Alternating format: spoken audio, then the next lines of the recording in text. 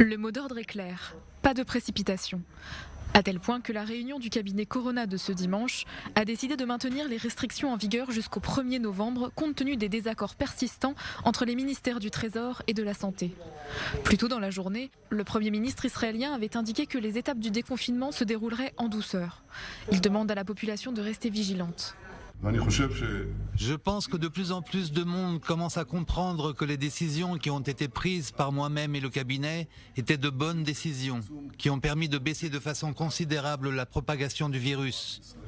Pour que cela continue, nous devons absolument opérer une sortie de l'isolement pas à pas.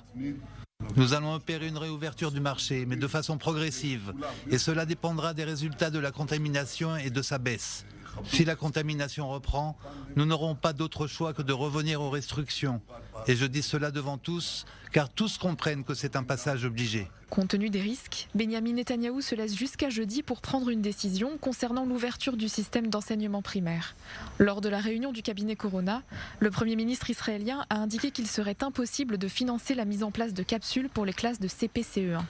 Ne souhaitant pas non plus se précipiter, le vice-ministre de la Santé défend lui aussi la possibilité de diminuer le nombre d'étapes du déconfinement. L'étape d'ouverture des institutions est la plus dangereuse. Il est logique de diminuer le nombre d'étapes de déconfinement si nous observons une baisse de la morbidité. De son côté, le coordinateur national de la lutte contre le coronavirus, Roni Gamzou, considère qu'il serait encore trop prématuré d'entamer la deuxième étape du déconfinement. Le nombre de tests effectués aujourd'hui ne nous permet pas d'envisager de passer à l'étape suivante du déconfinement. 10 000 tests par jour ne suffisent pas.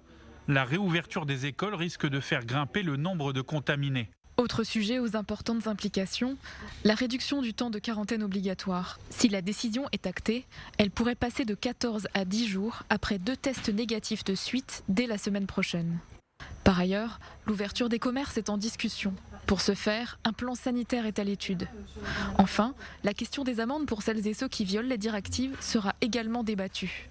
Le Premier ministre a rejoint la position du ministre de la Santé, Yuli Edelstein, pour la hausse du prix des amendes.